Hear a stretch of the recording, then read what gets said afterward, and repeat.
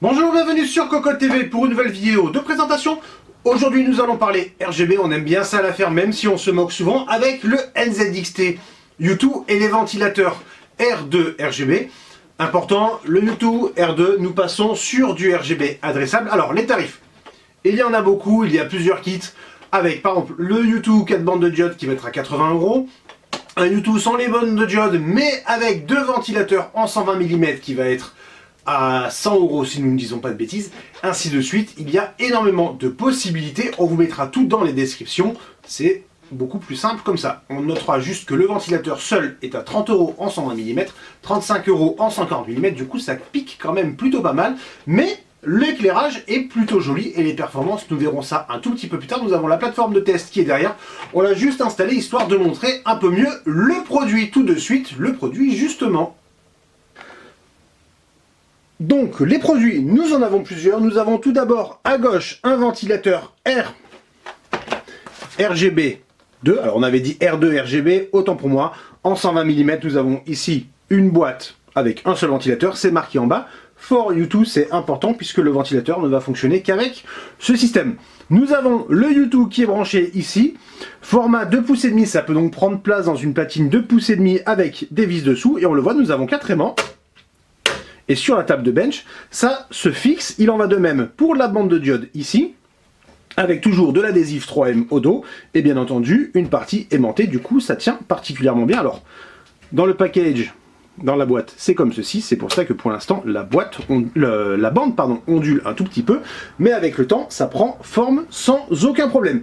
Le bundle du boîtier pour commencer est très conséquent puisqu'il y a tout ce qu'il faut pour brancher différentes diodes. Nous avons un port, autant pour moi, nous avons un port, deux ports, trois ports, quatre ports, donc 4 canaux pour gérer le RGB, le connecteur micro USB pour brancher à la carte mère sur un header bien entendu afin de profiter du logiciel CAM qui est gratuit mais qui demande la création d'un compte afin de configurer au mieux et de profiter au maximum des fonctionnalités. Et enfin l'alimentation qui va se faire, et ça c'est un peu dommage, avec une prise Molex. On aime bien le SATA, on préfère le SATA, ça permet d'enlever tout ce qui est câble modulaire en Molex si besoin. Cela dit, bon ben, ça s'alimente, c'est déjà pas mal, ça fonctionne très bien.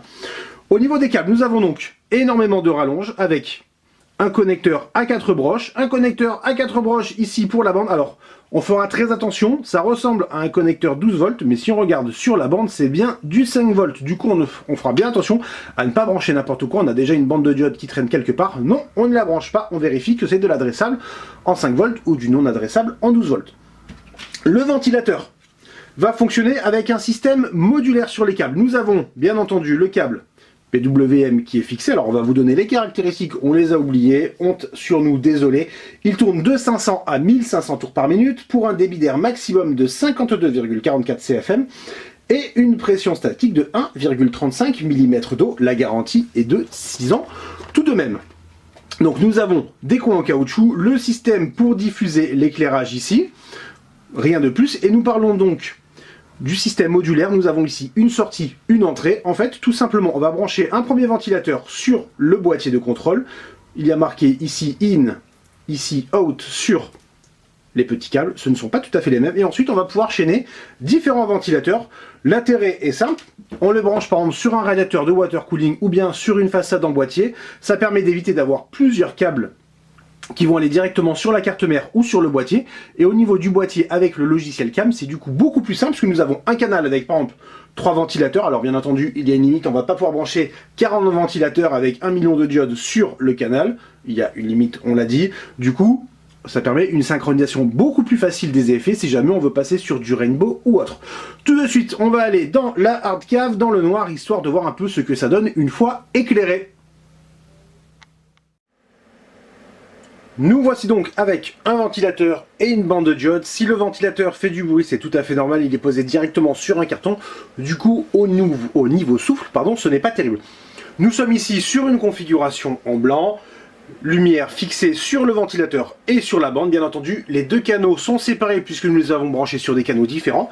Et on va pouvoir changer soit l'ensemble des canaux en même temps, soit de manière séparée. Par exemple, nous pouvons passer sur un mode tout à fait classique, on le cherche avec le rainbow par exemple. Alors on valide au niveau de cam.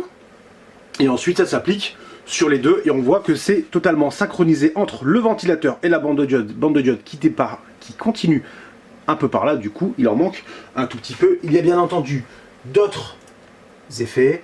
Nous pouvons passer par exemple sur le mode bougie où ça scintille tout doucement. Nous avons quoi d'autre? Un mode qui va alterner entre deux couleurs, ainsi de suite. Et bien entendu, on va pouvoir faire ses propres animations en choisissant chaque diode une par une couleur, etc. On va aussi pouvoir mettre un mode Smart qui va faire changer la couleur des diodes en fonction de la température. Il y a aussi un mode musique qui va varier en fonction de la musique, etc.